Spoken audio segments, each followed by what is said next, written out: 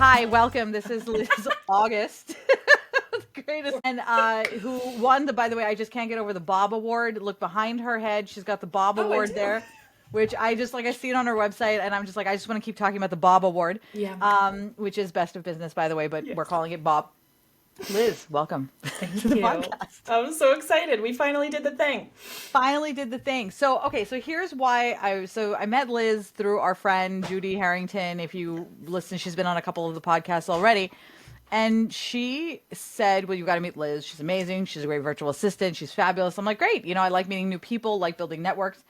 So I met Liz, and here is the moment I said, I wish I'd recorded this so we could go back to sepia tone and be like, and what happened is we were talking about how you help people, and you brought up the user journey and how like every person who comes to you, or a large number, they want to update their website, and they want to update their social media, and they want to update all this. And by and large, their problems are none of those things. Their problems are their user journey. And I so rarely hear people say things like that, where it's like, dude, you don't need to do any of this nonsense. Like, forget about any of this shit. You really, this is what you need to do. Exactly. So I would love to like sort of just hear from you and your thoughts. Like when somebody comes to you and tells you, hey, my business, and by the way, guys, we're going to talk about this more than in the context of business. Hey, my business sucks. Nobody's buying from me. I'm going to spend money on a marketer and my website and redoing. Like, what is the stuff that goes through your mind? What are the things that you wish you could be like, tell them, but you typically say very, very nicely, or don't tell them, or tell them in like the sweetest way to not hurt their feelings? What do you really want to be saying here? What do I really want to say? So, and it sucks because for SEO, I have to use the term virtual assistant because it's what people know. Yeah. And so business owners will wake up and they'll be like, oh, I need a virtual assistant. I'm so stressed out, blah, blah, blah. And they come and they're like, I need a new website. I need social media. I need email marketing. I need a CRM, whatever. And I'm like, actually, no, you need a user journey.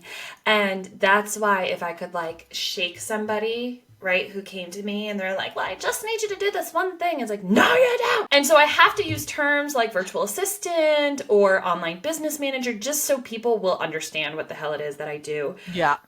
But virtual assistants are such a dime a dozen. You like throw a stick, you'll find one. It's fine. We're all amazing. But my biggest thing is that I attack any task with strategy first. And so when people have a strategy session with me, they're going to uncover so much in their business that the original thing that they came to, let's say it's a website, they're going to be like, oh yeah, I'm not ready for that yet. Yeah. I need to do these 20 other things that you just mentioned. And it all centers around the user journey. I call it the customer journey, same thing. Yeah. But it all ties in. Like if you are not thinking about your first touch point with somebody and how that leads to the next touch point and how that leads to them becoming a client and then that leads to onboarding them and then if you're not thinking about that, then that first step, your website or your social media or however they found you, it's irrelevant. Like you can't build a website unless you know your client journey because you need to know the first step. And you can't be posting with any sort of content strategy unless you know the first touch point with you, and that's the first step in the client journey. So it really I think when people start businesses, they're excited. I work with mostly creatives and they're very excited just to serve people that they want to serve in the ways that they want to serve them. But there's so much to it to make sure that you have a successful business, and it really does stem from that experience, the journey. I know, it's so much. You said, no, there's something that you said there that I think, so you talk about the touch point. So you have people, that a lot of times people will come and they'll say, I need to update my website. You want the website to be beautiful. And you talk about how you need to be able to know where are you taking them once they come to your website? What do they see when they scroll down once? If they've decided to buy now, what do they do? You really need to be thinking about those things, right? So that when you send someone to Minessa.com or simplifyme.com or whatever you're sending people to, you already know that the infrastructure you've put in place will guide them where they need to go. You don't need to be involved in here.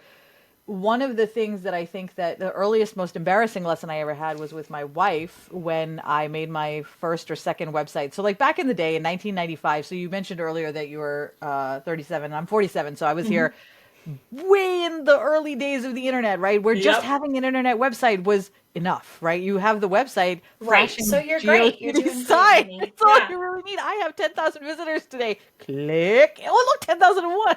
And you've got like the rotating. Remember the text, the rotating? Oh my God, I loved it. I That was a remember big when I deal. started learning how to do that, and like you go to Yeah. my websites and I mean they were assaulting your brain. Like Yes, it was like, so much. We all so like, and I was like 10 and 96, and my dad got me a computer, and I'm like coding and all that. Yeah, oh, how so fun. I'm That would there. have been around the time then. So you're also Yeah. making the flashes and you Oh can yeah. oh I my mean, if God. you don't have 25 moving objects on your thing in 96, were you really doing Do you any even on really have a that? website? Yeah, Like, no. are you even relevant in this Yeah, world? come on. But, now users are more sophisticated and like they Yes. want to be, they need to, and they're very quick to judge. So, and I don't mean judge like you suck, but No.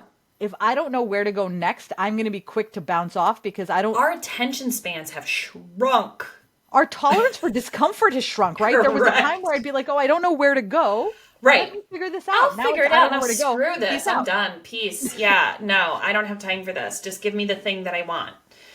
I'm with you. And this applies more in just your website. So Yes. I'm going to tell you, and this is how important the user journey is. And you said so much stuff that like I'm actually sad that I have a 1 o'clock because I'm like, damn, we're going to need to go longer and have a second. Okay, so here's right. 3-hour episode. I know, 4 hours later. So I was talking to someone the other day because, like you said, the strategy is the key. And I no longer do any coaching or anything like that. I just meet with people for strategy sessions, and then I say, you need Liz, you need Right. so and so, and then I go on, Exactly. right? So there's one person that I talked to who, by the way, I directed to you. Love but she's local, and there was this day my wife and I wanted to go to her shop, and her shop is inside a smaller studio. Yep. And we went and we parked across the street from where her shop is, and my wife says, "I don't think she's here," and I was like, "No, she's here." And Right. my wife's like, "No, I don't think she's here." And I was like, "No, she's here." And so we walk across the street. We're literally like on the same side of the block now as her thing. There's a little sandwich board outside, but it says Happy Holidays. And I'm walking up the stairs and it's raining and it's cold. And my wife's like, "She's not here." I'm like, "Oh my God, she's here." So she said, "It doesn't look open. Everything is closed." And I'm like, I go in and I open the door and I said, "Look, the door is open." And she's like, "Yeah, but it's probably for the other shop. Like, I don't see anything in here that would Right. indicate that she is here." Literally, I had to walk her into the room, show her this person, and say, "Look, She's here. all of the things are here." And so this person and I ended up having a conversation a week or so later because she was having trouble finding clients, now that the tourist season is over. And I told her this story and I said, "You were open, but every step of the way, I had to drag my wife there. And the only reason that I dragged her in there was because I do this for a living. So I Right. know what I'm looking for. But your average user is not going to do as much work as I did. Your average user is going to be like my wife and say, "Oh, I don't think she's here. I'm going to go have a drink at Honey Baby." Right? And this hurts me. It hurts me because there are so many incredible businesses out there, and they're not getting the attention or the clients that they deserve to get. And I recently discovered that my entire mission, not just in business, but in life, is just to make people's atmospheres and surroundings and experiences more comfortable. And I just wish that people didn't think it was so hard to own a business. It is. I'm not saying it's not, but it's not as hard as it seems when you get the help, that the support that's out there. And there's Do you ways, feel like, man. I think part of the problem is I think it's been overcomplicated over the years. So like if I think now, to say 3 years ago when I was running my coaching business, like the general philosophy was you have your mailing list. There were all these things that you needed to do. And then a lot of the coaches that did trainings, there's always something else that that you're paying them for. Right. And so it's Right. always, and so I can see, so for me, when I was first starting out, and then of course, I sort of started to, just like you start to figure it out and you realize, oh, it's not that hard. I feel like the mess that we've added so much junk on top of things. Like, remember you had Clubhouse and you had chatbots and you had emails and you have this. And like, in the end, all of those things sound very complicated, but the actual thing that we're doing here is, "Hey, Liz, I met you. Let's talk. Right. Oh, you help with this? Right. I have this problem. This Yes. is so cool. And then you're walking me down the garden path to say, "Oh, strategy session. Yeah. Oh, let's book something because you can Yes. help me with this." But Yes. it's all about just like a normal human like It is. we've been having these relationships since we were children. And Correct. I'm autistic, so I have trouble with relationships. But once you figure out the cadence, you're like, oh, this is how relationships happen. You can do the steps. So how do you feel like that plays in when people come to you and they're like, okay, well, do they ever say like, that seems so simple? Like, I feel like I should be doing that. Yeah, tell me more about that. So my strategy sessions are 60 minutes long. And I mean, I always freak out because I'm like, crap, I just unloaded so much stuff on Oh, them. I know. And I feel so bad because I'm like, I used to be a teacher. I taught 6th, 7th, and 8th grade Spanish. And so I know about different learning styles and neurodivergency. And I know, like, not everybody learns the same way. So when you word vomit all over somebody, like, calm the hell down because these poor people, like, they're trying to keep up with you. And I'm like, but somebody told me actually today, one of my clients and friends on WhatsApp, she was like, you're just the goddess of making people feel safe with tech stuff. And I'm like, oh, Amy, I love you. That's so sweet. It was so sweet. And it's just, that's my goal is I just want you to I want to make you feel safe. Like you, and I say you, but like most of my clients are creatives that have businesses. And if they had it their way, they wouldn't even charge. They just love helping people. Oh my God. Absolutely. Right? And I'm like, God, you just have so much just wonderful stuff to bring to the world. Like, I don't want this to hurt you. I want you to feel safe, and I want you to get money so that you realize, like, this is a cool thing to do, is to own your own business. Yeah. And so I just, about 10 minutes into every call, someone's like, oh my God, I just feel so much better. And I'm like, yeah. I feel like you and I have very similar calls. Do you Yeah. record that? Because I actually tend to record them and send them the recording because there's no way they're going to be able to take enough notes. Oh, I God, actually there's typically no would way. be like, don't even bother taking notes. I'm like, just, it's okay. You're going to get the recording. It's going to be fine. Just listen. Just Yeah. listen. Well, and so, and I think that that's really the key, right? Is that one is it's not as complicated as we think it is. It's been made to be overcomplicated. And I think that that's why I found what you do so alluring, in that it's not just about like it's not about, oh, I have all these services that I'm offering you. Mm-hmm. It's more about, okay, this is your business and this is what you actually need to be doing. Exactly. So I'm going to pull back a little bit because I had a client once, and who, when I did these, and I'm going to ask the question differently. I'm going to tell you what happened with my client, and then I'm going to ask you a slightly different question. So the client I had, I basically went with her, and the goal was to help her get more time in her day, not so much to make more money or that kind of thing, right? Love it. She'd already figured out how to make money. She knew all of her shit. Her user journeys were great. A+. Her issue was really just doing too many things. Mm-hmm. So we met, and she ended up going down to like 5 hours a week from like 45 or something. Like it was insane. Bless the amount of time her. she was Yes, able to stay. girl. It was fabulous, right? And she gets, comes and talks to me and says, oh, I said, hey, how are you doing? And she's like, well, I feel like I'm doing something wrong. And I'm like, oh my God, what's wrong? Are you, she's like, well, I'm not working that much anymore. And I'm like, oh God. I was like, shit. What a problem. You always assume you fucked up somehow. What'd you do? What did I do? And then she says, I said, well, okay, well, hold on. I was like, how much are you making what you want? She's like, actually, I'm making twice what I was making before. Yes. I just feel like I should be working more. No. And I was like, no. I was like, that's conditioning. That's programming. That's the feeling like you should be doing something more. And so when I think about what you offer people, right? So we were talking about time, specifically related to, I'm coming to you and I'm saying I need to spend $10,000 on a website. I'm going to spend, $2,500 a month on a marketing person, like or Facebook ads. Everybody wants the Facebook ads. And I'm like, please don't spend any money on Facebook ads if your user journey, unless you're just going to spend money to send people and push them off a cliff. Right.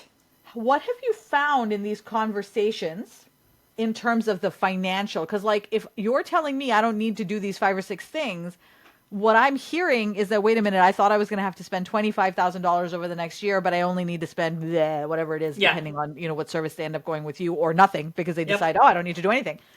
What do you typically find is the results that you get on that kind of, where people have the thing, oh, I don't need to spend? What do they realize? How much money do they realize they don't need to actually be spending? Well, it's funny. At my core, I'm so frugal. I was raised by financial parents, which is hilarious because I don't math. It's safer for people if I just don't math.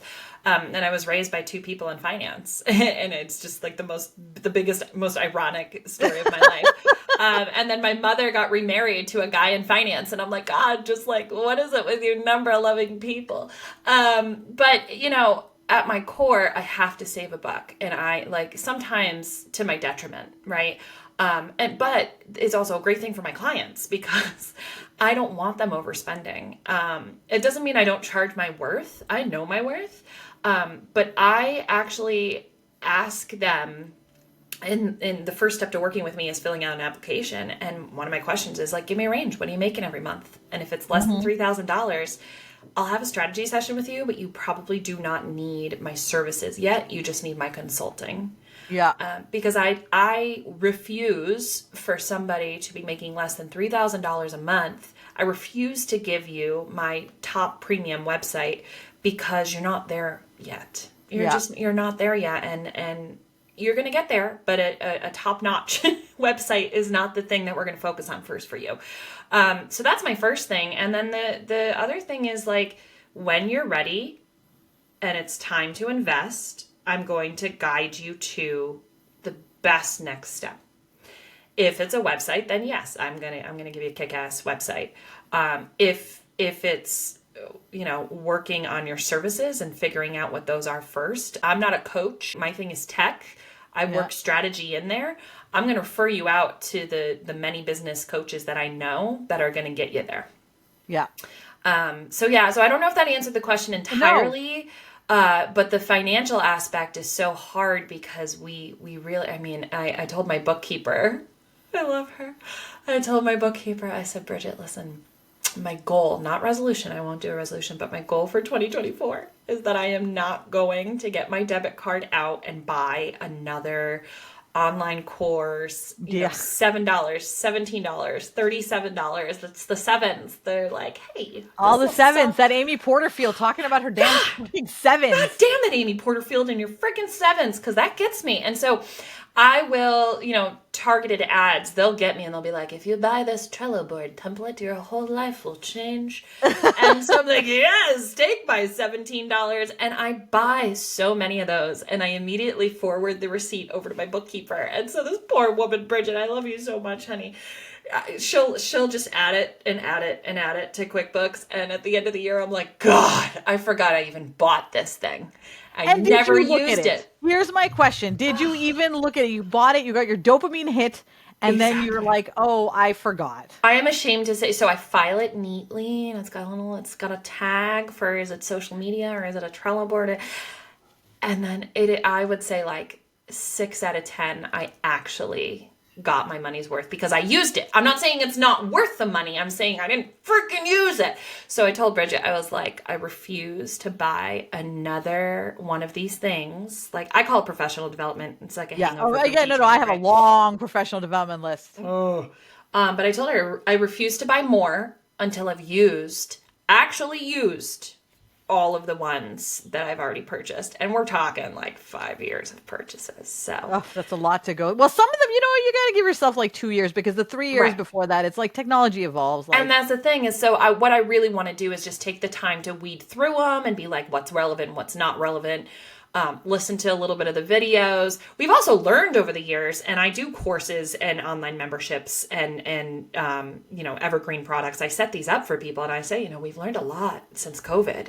And we learned that at the beginning of COVID, if you purchased an hour-long video with a worksheet, fine, you'd do it. But now, give me a 5-minute video and an actionable step. I don't even watch videos. I'll look at the step by step or I'll watch the video at like 2x speed. Yes. Exactly. Yes. I know I went off on a wild tangent. No, it's great. We both have ADHD, so we're like all over the place.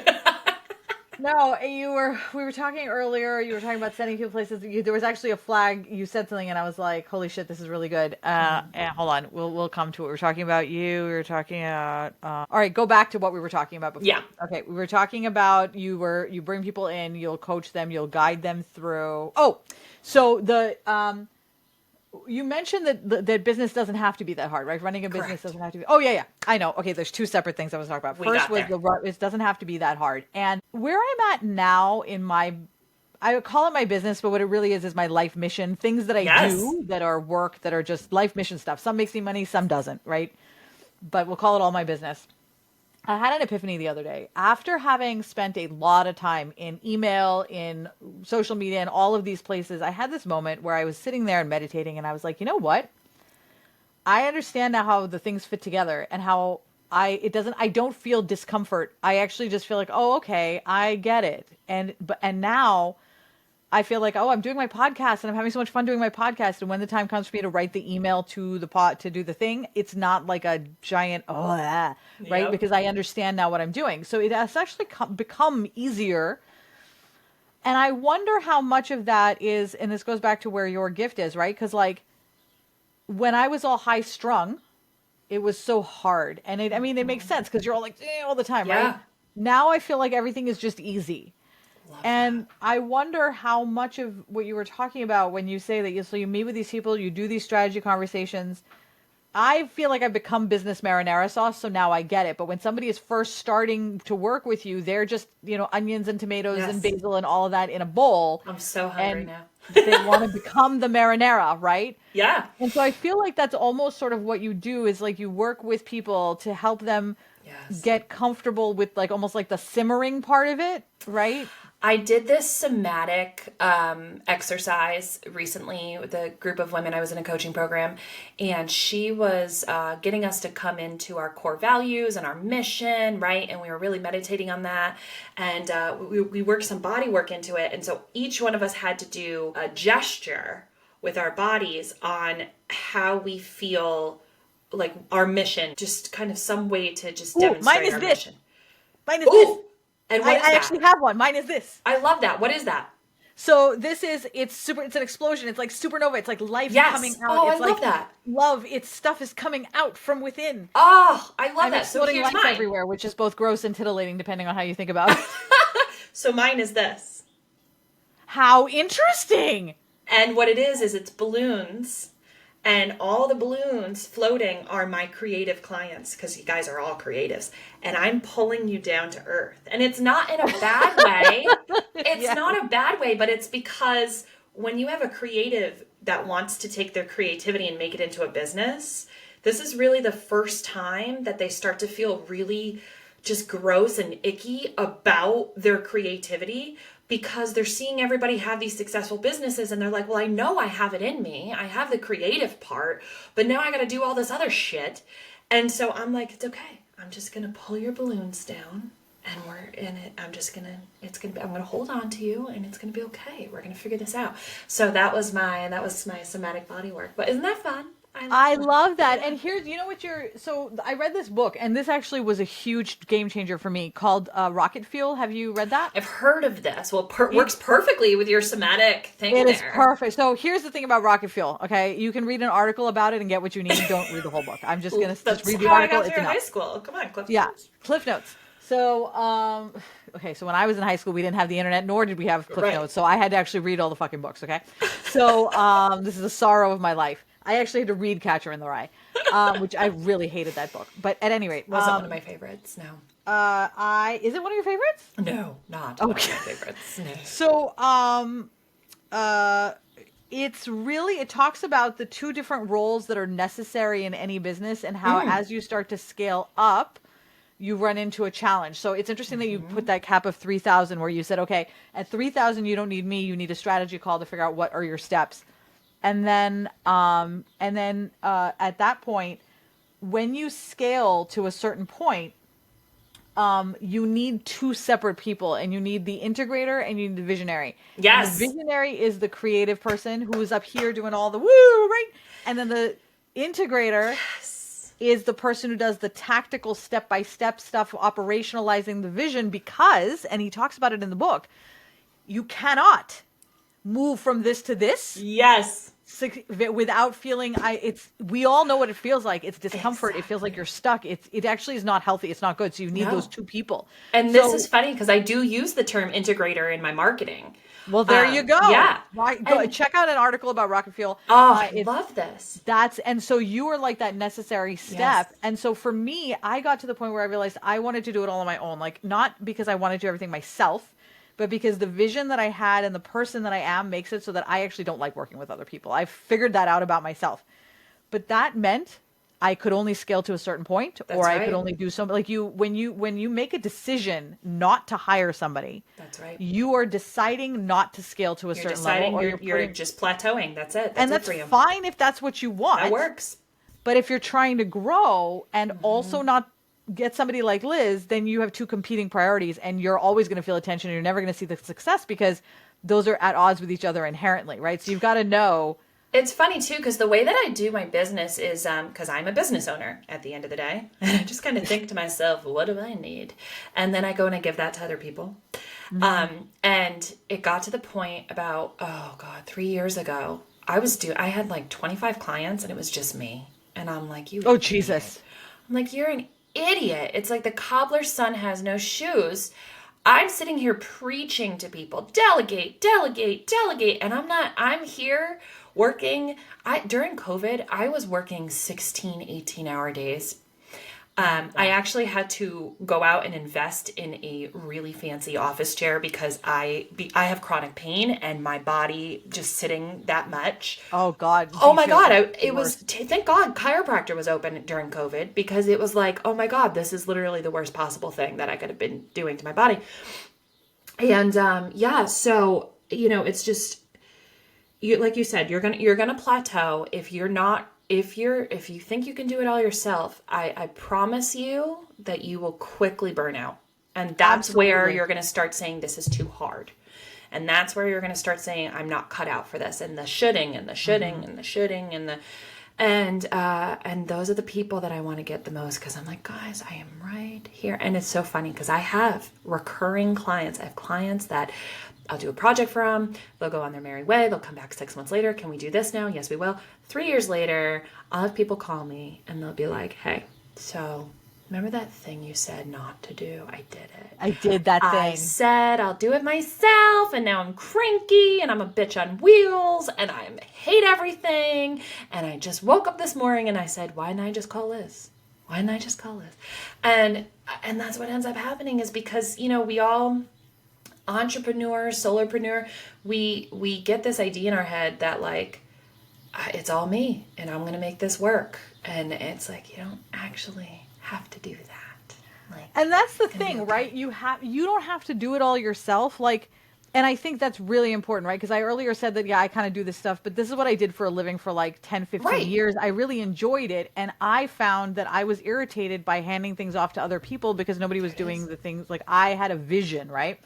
And I realized that what I was trying to do was build a business, when what I was actually trying to do, like what I wanted to do in my soul, was be creative and just share that with the world, right? And so I realized there's this idea, I'm curious to know what you think about this. I got caught up in this idea that you need to monetize everything that you're good at. This is my toxic trait. You try to monetize everything that you're good at? Yeah, well, because I surround myself with creatives. Yeah. So, for example, my husband went viral on TikTok. Nice. He has a following of like 89,000 people. It's a real number. And I'm like, babe, people want to hear what you have to say. Do you know how many people want that? I know where you did. I know what you did. And so I was like, we must monetize. I've done this. And this is my superpower. And I'm like, we will monetize this. And so I built him a website and I like set him all up with email marketing. And did he want to monetize? No, absolutely not. Did that matter? Come on. No. Absolutely not. This is me. And also, too, like when in our 20s, before I even became an entrepreneur, I was a teacher. In our 20s, I just recognized what an amazing guitarist and singer and songwriter he was. And then my best friend moved in with us, and he also is an amazing singer and guitar player. And I was like, you guys must form a band, and I will be your manager. And we will get all the gigs in Boston, and everyone will love us. And God, it'll be amazing. Sounds fabulous. You guys should start, you get someone to sign you on. And oh my God. And I wasn't even like expecting like grandeur, right? I wasn't like, you're not the next Rolling Stones, but like, I was like, this is great. You know that? Well, right. And so I'm this is great pocket money. You guys are going to gig. And I think they did like 5 gigs and they're like, we're all set. And I'm like, no. So yes, please tell me more about my toxic trait of monetizing. Let me tell you more about, I'm Dr. Konecky. Hello and welcome. Our caller today. You're my toxic trait. Her toxic trait. So but the truth is like, I think there's a couple things. One is there's a capitalist conditioning that we all have, which I'm working on. So this year, we were talking earlier about money.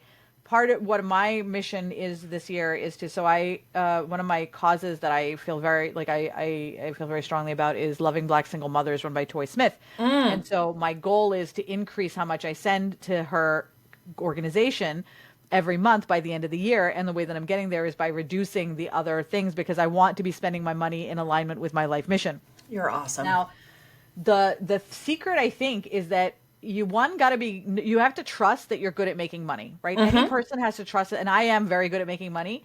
I anticipate, are also very good at making money. You just have that mind that kind of just, you may not be good with numbers, but you can see, I'm not good with numbers either. But I can see how the river of commerce works and how all the things fit together. So I'm like, okay, that's what we should do, right? And not everything's going to work, but some of the things that work make me millions of dollars and some of the things don't. It just, right? But if I don't believe that I can make money doing anything, then I'm not going to feel free to say no to any idea, because every idea that pops up is going to be the last, right?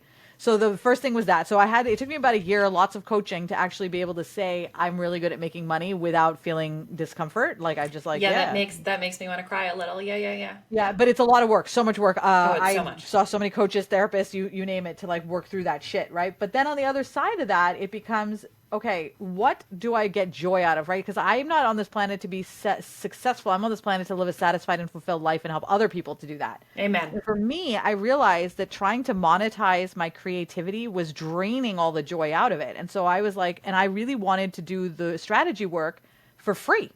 Yeah. So I was like, okay, because the people who need my strategy work are the people who typically don't have the funds to be able to invest in my strategy work. So I'm like, I need to rethink all of this.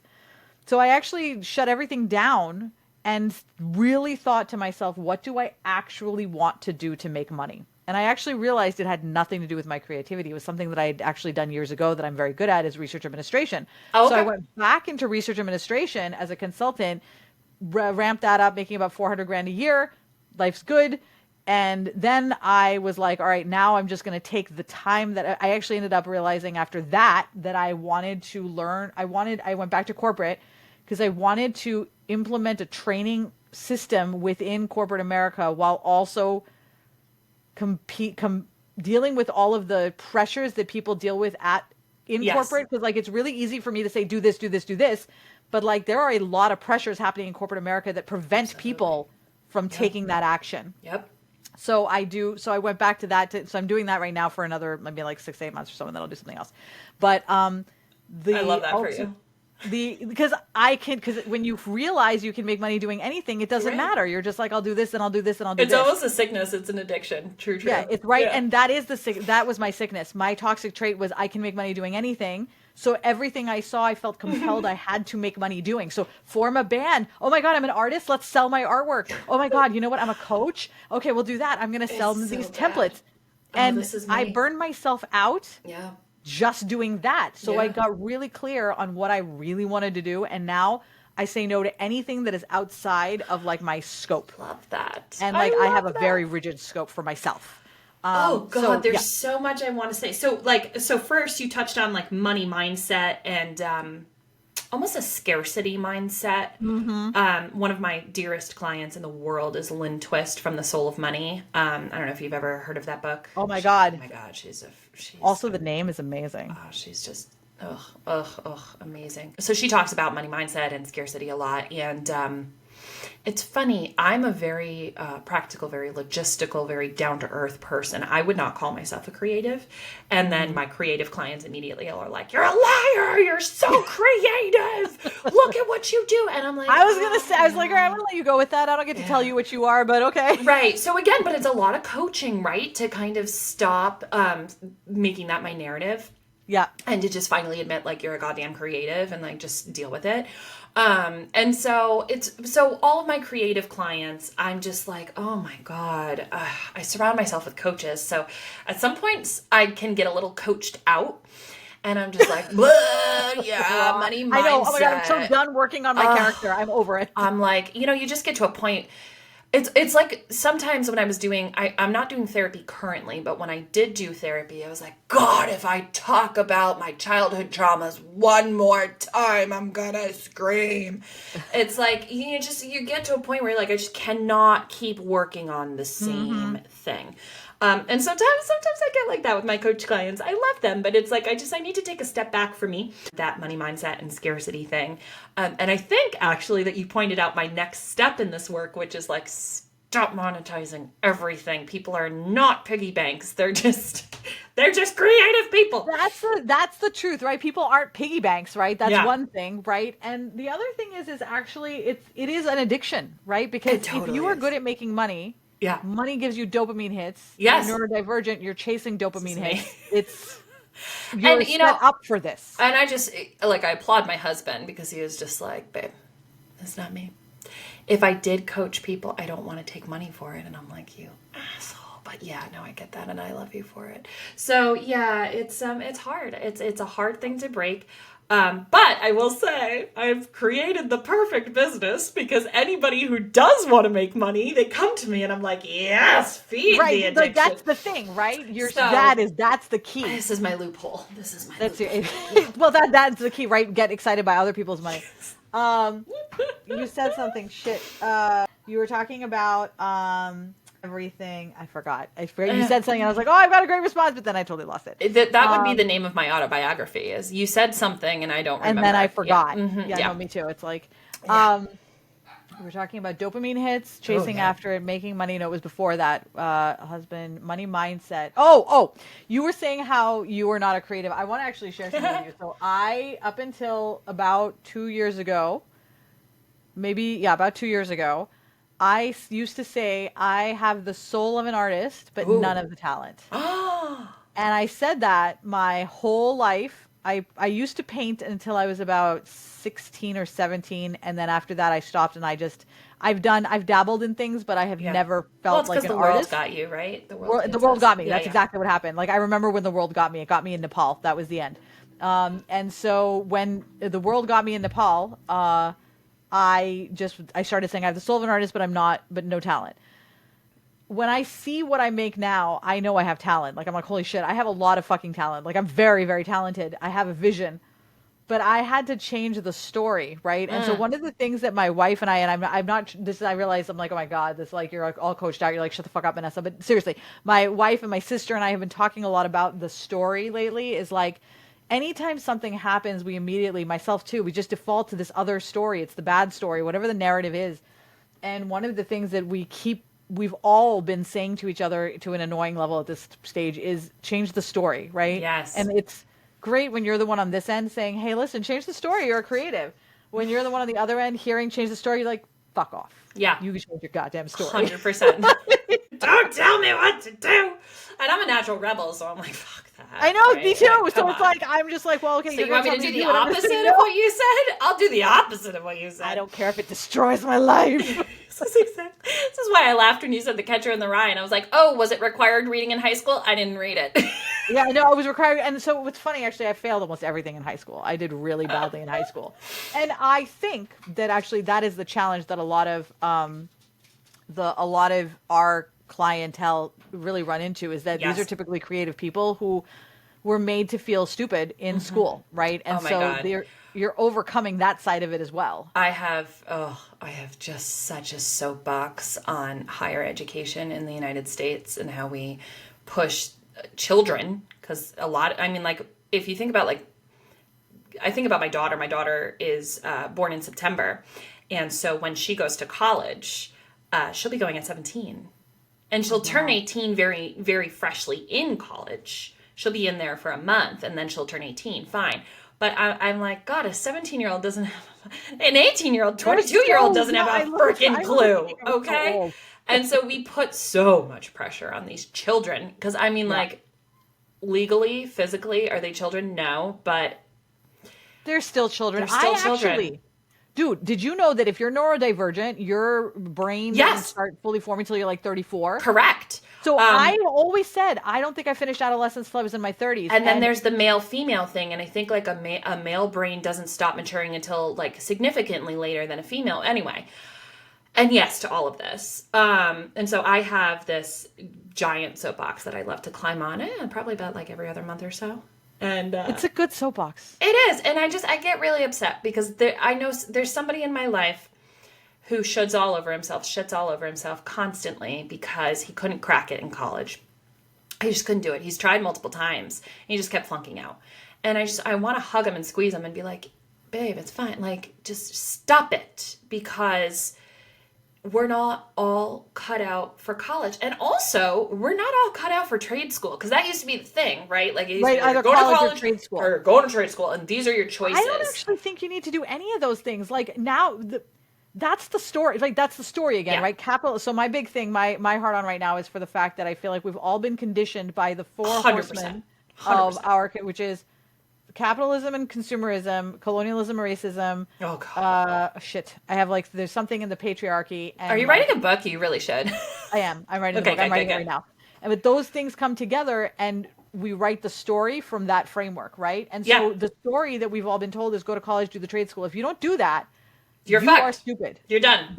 You're over done. for Your you. life is over. Over. And there is something wrong with you, right? Like, so And- I'm making a judgment on you as a person. And it hurts me so much because there is, and I was raised in that mentality. My mom, her entire career was in a college. She was a vice president. And I get it. And like, education is important. I'm not shitting on education.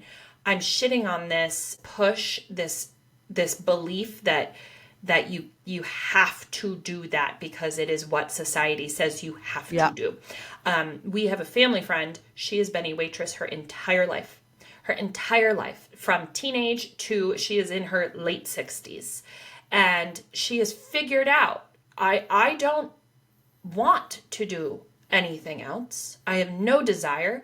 I like knowing that I clock in for my shift and I clock out of my shift, and it's no brain power is extended outside of this shift. It is rote memory. I pour the drinks, I serve the drinks, I pick up the food, I give the food, and I make money doing it, and I am fine. My family is fine. I have other things outside of waitressing that complete me as a human being, and I'm just like, fuck yes. Yes, More I of love this. that. That's More the of this. message. And I just feel terrible for, I mean, like, I also shit all over myself because I'm like, you idiot, you worked your entire life since 4th grade to be a Spanish teacher. That was your path. And you did it. You got a master's in Spanish education. And you taught for 10 years. You had a decade as a teacher, a profession, a career. People martyrized me. Like, I'd be like on a vacation. Oh, what do you do for a living? Oh, I'm a Spanish teacher. Oh my God. Always. Oh my God, you're a teacher.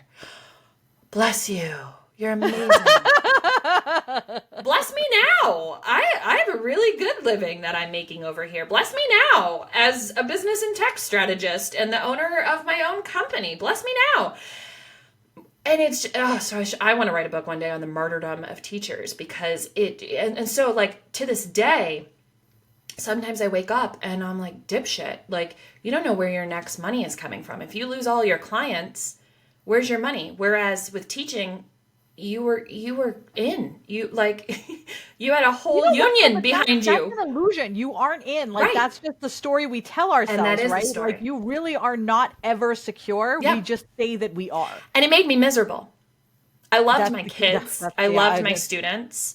I still, like, they're 26 now and they're on Facebook. Like, Senora August, I love you. I'm like, I love you too, babe. What's up, Jonalise? But, like, it made me miserable. It made me miserable because there's just so many things in it, which is an entirely different podcast.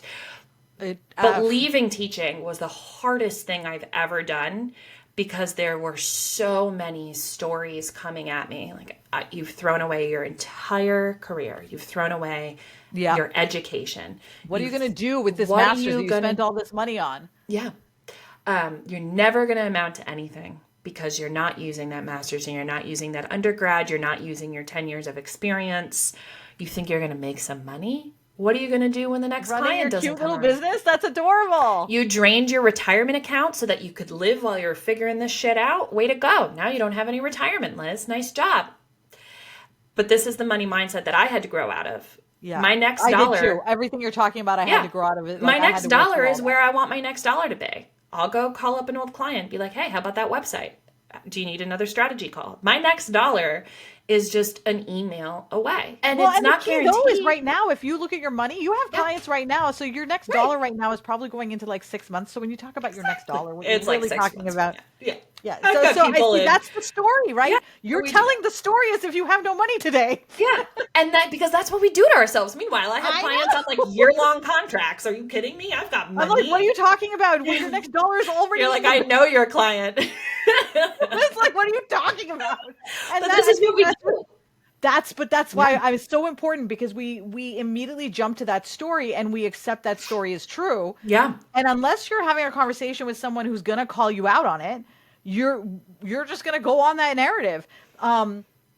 Okay, hold on. We are now at 12:50, and I realized earlier on I said, shit. All right, we so need to 5 have this for a episodes. We're longer going for podcast. 5 episodes here. 5. Well, we need a second podcast now. So the second podcast that we need is actually, it's going to be born from this one, which is going to be about, Liz, I'm telling you this now, is going to be about when you decide to leave, right? Because I think this is a really powerful conversation. Like when you are making that decision, because I've made that decision to leave, go back, right? Whatever. I'd love to be able to talk about that a little more, because there's people I know who want to jump ship and start their own consulting business. Oh my God, do it. Jump. Oh, just do it, guys. My answer is just do it. Do it. Do not even, the answer is yes. Do it. But if you want to hear more about it, Liz and I'll do another podcast. Absolutely. The answer is still yes. Do you know I get on Zoom people- calls? I get on Zoom calls with teachers just to convince them to leave teaching. It's so fun. It's like a pet Ultimately, there's a project. lot of industries people need to just leave. And the Yeah, reason get why the they hell need to out. leave is they've been doing it for so long that they are being mistreated so badly, they cannot see how they deserve more. But like a lot of times they won't leave because they feel like people are reliant on them. And it's like, And no, this is our you're episode. showing them the strength. Oh my God. See, I'm no, so we can't excited. We can't talk about that. Okay, so guys, Liz is going to come back. Yes. But in the meantime, Liz, everybody hearing you is going to be like, oh my God, you're going to help me save time, save money, save all the Absolutely. things. How do they find you? Yes. Because I don't want to just send them off to the ether. Where do they find I you? love it. Simplify.me. Nice. And because I care about the customer journey, every single button is going to point you to where I want you. So just click a button. It's a really good user journey. In fact, when I went to her website, I said, when we met, one of the things I said was your user journey is amazing. And do you know what she said? I'm just going to say this. She said, you know, I was actually thinking about updating my website and changing everything around because I think it's terrible. And I'm like, Don't do it. Do not do this. You are falling into the trap that your clients fall into. I'm glad to see that you kept the website the same, Yes, because I it's very did. good and your user journey is spot on. Thank you. But yeah, click a button and you'll talk to me. Fabulous. Love it. Love it. All right, Liz, thank you so much for coming. We will set something else up, guys. You will hear from her again. Have a wonderful rest of your day. Thank you.